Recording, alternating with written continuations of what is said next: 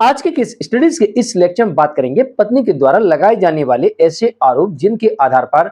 बिना सबूत प्रस्तुत किए ही पति को यहां पर दंडित किया जा सकता है, उसके परिवार वालों को दंडित किया जा सकता है, उसके रिश्तेदारों को भी सजा इस केस में दी जा सकती है। और आमतौर पर यह धारणा मान के चलते हैं लोग कि अगर हमारे ऊपर पत्नी के द्वारा लगाए गए ये आरोप हैं तो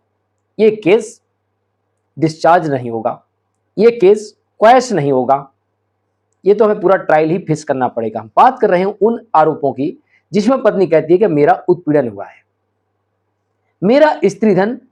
छीन लिया है, रख लिया है, नहीं दे रहे हैं। इन मामलों की एक ऐसा ही जजमेंट देखने को मिलता है जहां पर पत्नी के द्वारा 498A जो कि उत्पीड़न के लिए होता है सेक्शन, और सिर्फ कहने मात्र से ही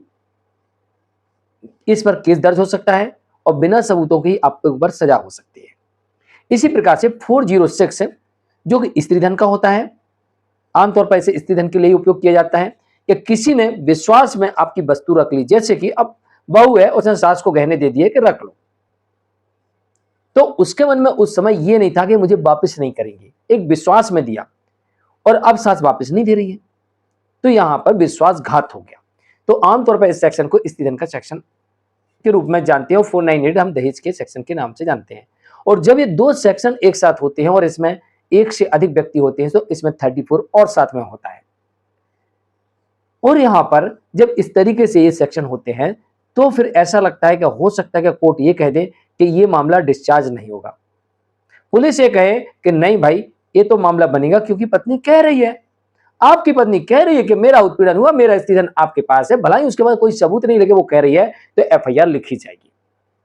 और एफआईआर लिखी जाती है। हो सकता है डिस्चार्ज ना हो सकता क्वेश्चन ना हो, आपको पूरा ट्रायल फेस करना पड़े। लेकिन इस मामले में पति ने अपना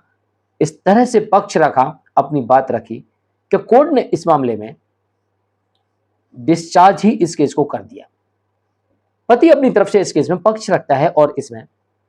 सीआरपीसी की धारा 245 का प्रयोग किया जाता है, आवेदन प्रस्तुत किया जाता है और ट्रायल कोर्ट सीआरपीसी की धारा 245 को स्वीकार करते हुए पत्नी के द्वारा लगाए गए इस उत्पीड़न के मामले को, स्त्री धन के मामले को रद्द कर देती है।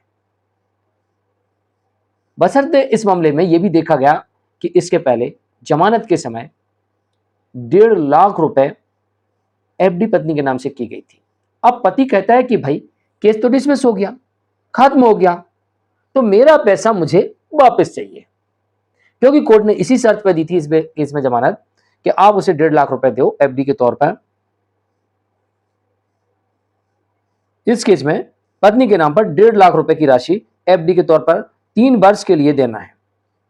या फिर चार्जशीट के निराकरण होने तक। लेकिन यहां पर चार्जशीट को ही डिसमिस कर दिया गया, तो भाई अब तो पैसा वापस चाहिए। अब पति कहता है कि भाई ये कहा था कोर्ट ने कि 3 वर्ष तक या फिर इस जो चार्जशीट है इसके निराकरण तक,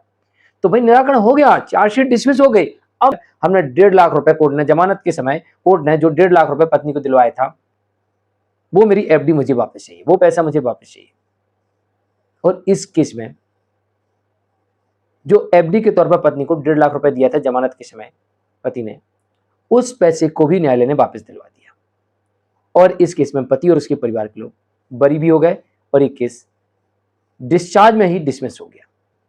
जजमेंट आता है सुप्रीम कोर्ट की तरफ से और इसका क्रिमिनल अपील नंबर है 1600/2019।